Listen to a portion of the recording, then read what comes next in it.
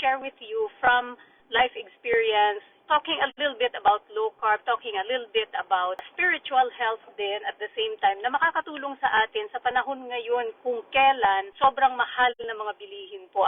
So, number one, when it comes to low carb po, napakagandang gawin yung paglo-low carb lalo na sa panahon ngayon. Marami nagko-complain. They're saying that ang paglo-low carb pang mayaman lang mahal. In fact, po, mas makakatipid kayo kung low carber kayo. Nare-realize din to ng mga patients ko, may patients who I put on low carb, tapos talaga naging masigasig sila sa pagsunod. May nakausap lang akong patient ko, sabi niya, dati Doc, pag gabi, matutulog na lang ako, gutom pa ako. Ngayon, hindi na ako nagugutom. And so, imagine, yung tipid po nun, no? Yung hindi ka nagugutom lagi. So, hindi ka na madalas kumain. Dati, 6 times a day ka kumakain. Ngayon, 2 times a day na lang. TMAD. Minsan pa nga, OMAD, 1 meal a day. So, napakalaki pong tulong yun sa ekonomiya po, sa budget po natin. Oo nga, karne nga yan, pero kung 2 beses ka lang naman kakain, hindi mo na ngayon kailangan bumili ng bigas, for example, or ng tinapay. So, in that way po, nakakatipid po tayo sa paglo-low carb po. Dahil nga, madalang na yung kain. Kagandahan pa po nun, over the long term, yung ipon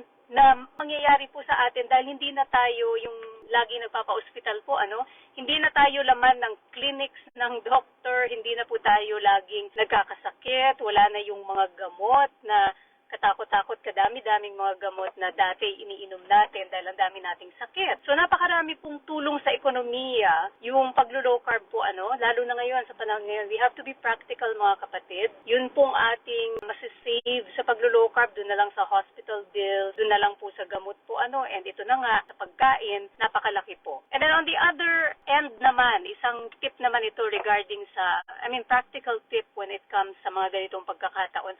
Alam ko po na marami sa atin nangangarap ng maraming bagay. And lalo na pag ikaw ay napunta na sa abroad, right? Marami kang pangarap, yung mga hindi mo dati natitikman, nung mahirap ka, ngayon dito matitikman mo na. But the truth is po, we have to look at the seasons in our lives. Kung nandoon tayo sa season na medyo lean season, katulad ngayon, maraming nawawalan ng trabaho, marami ang mga nagsasara ng mga businesses, nagbabago yung ekonomiya, then we have to learn din po na mamuhay ng simple.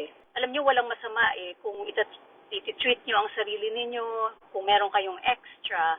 Pero po, syempre, kapag ikaw ay nagdaraan na sa season ng taghirap, ay matuto tayong mamaluktot din po. Kapag ikaw ay nasa season ng buhay mo na maayos, masagana, you have to think about na hindi lagi ganito. So, dun po yung importance ng paghahanda. I encourage you to read yung sa Ecclesiastes po, yung sinulat ni Haring Solomon. Very, very well-written book. And doon niya sinabi yung there is a time for everything. And yun nga, may mga lean season po talaga sa buhay. And doon sa mga nakakaranas ng taghirap ngayon, the good news is hindi lagi naman pong ganito.